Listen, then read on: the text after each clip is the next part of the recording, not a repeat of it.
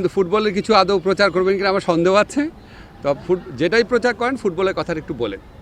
প্রথম কথা হচ্ছে আমি বাংলাদেশ ফুটবল ফেডারেশনে আসলাম এই অন্তর্বর্তীকালীন সরকার দায়িত্বে আসার পর থেকে আমাদের সাবেক ক্রীড়া ও যুবমন্ত্রী আসিফ মাহমুদ এবং আমাদের বাফুফের প্রেসিডেন্ট তাবিত আওয়াল এবং বাফুফের নেতৃত্বে বাংলাদেশের ফুটবলে অনেক চমকপ্রদ সাফল্য অর্জিত হয়েছে।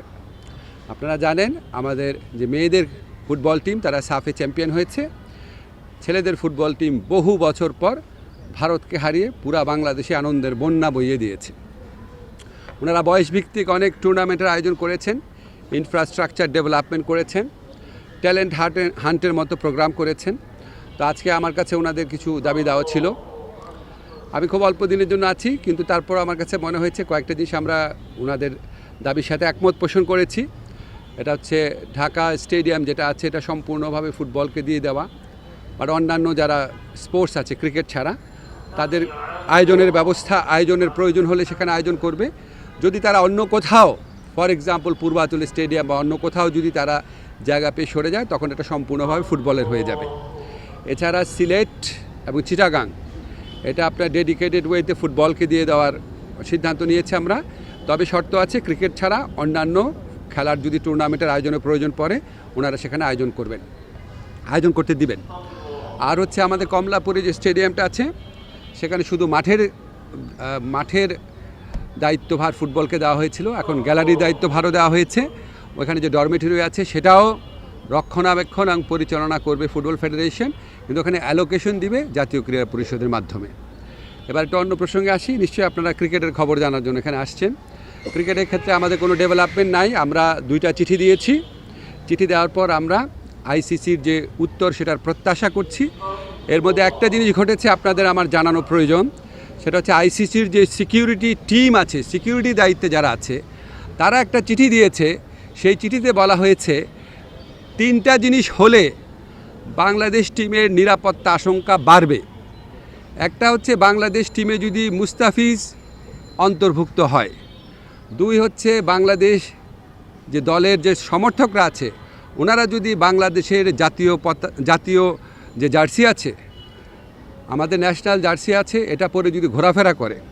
আর 3rd হচ্ছে ইলেকশন যত এগিয়ে আসবে তত নাকি বাংলাদেশ দলের নিরাপত্তা আশঙ্কা বৃদ্ধি পাবে। তো আইসিসি সিকিউরিটি টিমের এই বক্তব্য সন্দেহাতীতভাবে প্রমাণ করেছে যে ভারতে বাংলাদেশ ক্রিকেট টিমের T20 বিশ্বকাপ খেলার কোনো রকম পরিস্থিতি নাই।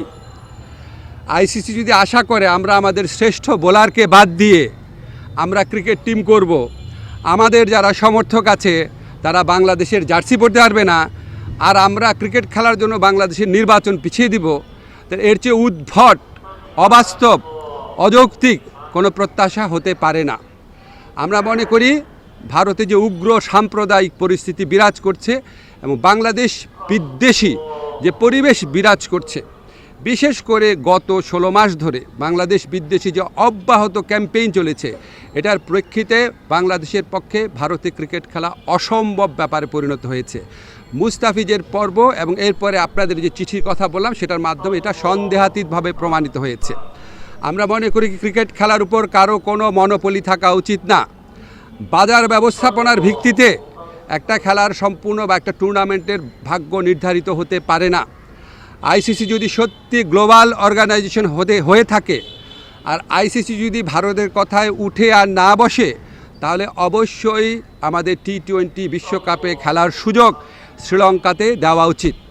এই প্রশ্নে আমরা কোনো রকম নতি স্বীকার করব না। ধন্যবাদ। একটু আপডেট ছিল, আর তো এটা আপডেট হয়ে গেছে তো ভাই। একটা আপডেট ছিল যে আজকে দিয়েছে মানে ক্রিকেটের যেটা যে তারা শ্রীলঙ্কায় দিবে না, 2টা ভেন্যু চেঞ্জ করে কেরালা এবং 2টা ভেন্যু তো ইন্ডিয়াতে। আর জিজ্ঞেস করছেন কেন? আমি তো বললাম ইন্ডিয়া মানে তো ইন্ডিয়াই। ইন্ডিয়াতে কি আপনি মানে আমরা ইন্ডিয়ার কথা বলছি, আমরা তো কলকাতা বলি নাই। সো আমাদের বক্তব্য যদি আপনার কলকাতার থেকে চেঞ্জ করে অন্য ভেন্যুতে দেওয়া যায়, শ্রীলঙ্কায় দেওয়া যায়, কোনো সমস্যা না। আমি পত্রিকায় দেখলাম, আমি জানি না সত্যি নাকি মিথ্যা, পাকিস্তান নাকি আমাদের টুর্নামেন্টগুলো আয়োজন করার প্রস্তাব দিয়েছে। পাকিস্তানে করেন, কোনো সমস্যা নাই। সংযুক্ত আরব আমিরাতে করেন, কোনো সমস্যা নাই। কিন্তু যেখানে আমাদের দলের একটা প্লেয়ারকে খেলার পরিবেশ নাই, এই উগ্র সাম্প্রদায়িক শক্তির কাছে মাথা নত করে ভারতের জাতীয় ক্রিকেট বোর্ড, ন্যাশনাল একটা অথরিটি, তারা যখন বলে তাকে এখানে খেলানো না হোক, এর চেয়ে বড় প্রমাণ আর কি আছে আইসিসির সামনে? আর বুঝলাম না। আর আইসিসি সিকিউরিটি টিমের যে চিঠি আছে, এর তো আমরা একটা সময় চিঠির কপি আপনাদেরকে দিয়ে দিব, এটা তো সন্দেহাতীতভাবে প্রমাণ করে যে আমাদের ওখানে খেলার পরিবেশ নাই, ভারতের কোনো জায়গাতে খেলার পরিবেশ নাই। ধন্যবাদ। ফুটবল রিলেটেড একটা প্রশ্ন ছিল। ফুটবলের আর কি প্রশ্ন আছে বলেন? আচ্ছা, ঠিক আছে, দিলাম। ধন্যবাদ, ধন্যবাদ। আসুন।